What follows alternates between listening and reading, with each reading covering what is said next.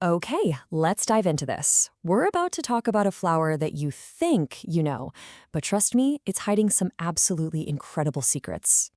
Wow, I mean, just looking at this, you can almost smell it, right? That sweet, powerful fragrance that just kind of hangs in the air on a warm evening. It's got to be one of the most recognizable scents on the planet. Yeah, but there is so much more to jasmine than just that amazing smell. We're talking surprising science, a history of global travel, political revolution, and get this, even a case of mistaken identity. So let's peel back the petals and see what we can find. All right, so to really get a handle on jasmine, we've got to meet the family. And believe me when I say it's a way bigger and way more surprising family than you're probably picturing. Okay, so scientifically speaking, any true jasmine belongs to the genus Jasminum. And right off the bat, here's your first big surprise. It's actually part of the olive family. Yeah, you heard that right. Olives and jasmine. They're cousins. So you might be wondering, how many different kinds of true jasmine are we talking about here? Like 10? 50?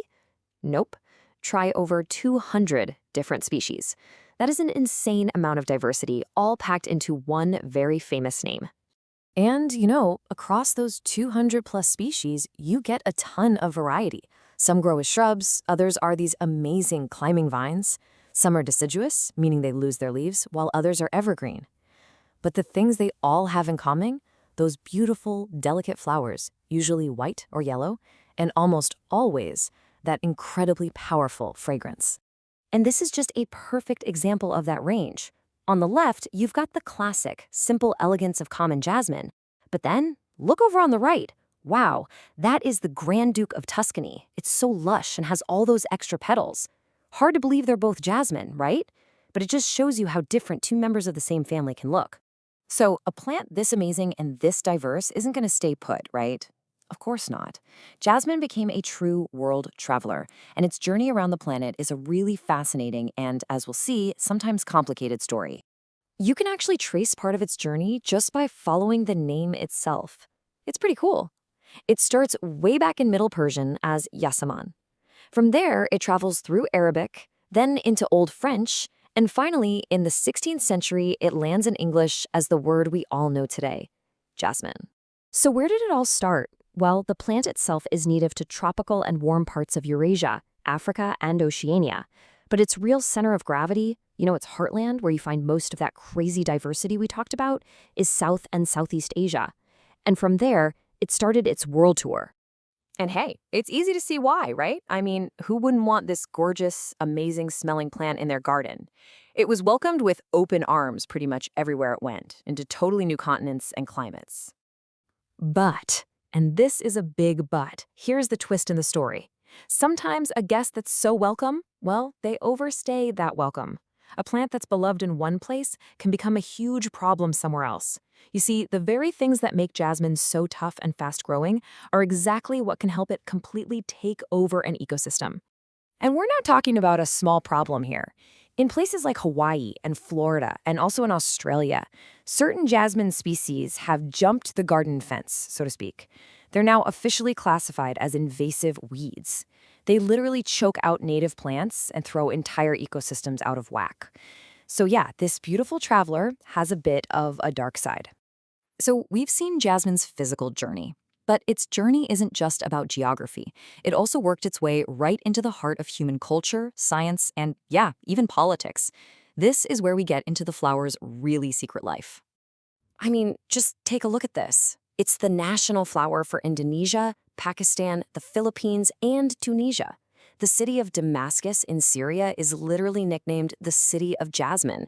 It's clear this flower holds a really special place of honor in cultures all across the globe. And in Tunisia, that connection goes even deeper. Get this, two huge political events, a change in presidency in '87 and the big revolution in 2011, decades apart, were both called Jasmine revolutions. Think about that. The flower became a powerful symbol of change and hope for an entire nation, all wrapped up in this one little flower. But the surprises are not over, not by a long shot. So scientists were studying jasmine oil when they stumbled upon a whole group of plant hormones. And what did they name them? You guessed it, jasmonates. These things are basically a plant's internal alarm system. They're crucial for helping plants fight off pests or survive a sudden cold snap. And the key to understanding this universal plant defense system? It was first discovered right inside a jasmine flower. How amazing is that? Okay, we're heading into our final section, and we have saved one of the biggest secrets for last. It's a classic case of mistaken identity, and I promise it might make you look twice at some of the plants in your own backyard. So I have to ask you, that plant in your garden, or the one down the street that you call jasmine, are you sure it's a true jasmine? Because, and I'm just going to put it out there, there's a pretty good chance it's actually an imposter. Check out this list of super common garden plants. You've got star jasmine, Cape jasmine, which, believe it or not, is actually a gardenia. Then there's Carolina jasmine, Madagascar jasmine. The list goes on. They all have jasmine right there in the name. They usually have white, fragrant flowers, but botanically, they have nothing to do with the real Jasminum genus. Not at all. They're beautiful, for sure, but they are total imposters.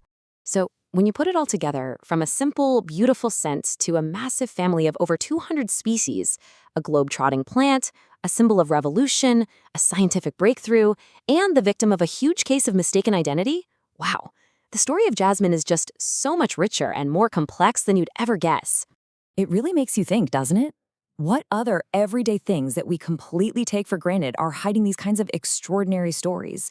You know, from the flowers in the park to the spices in our kitchen, what else is out there, just waiting for us to ask the right questions and uncover its secrets?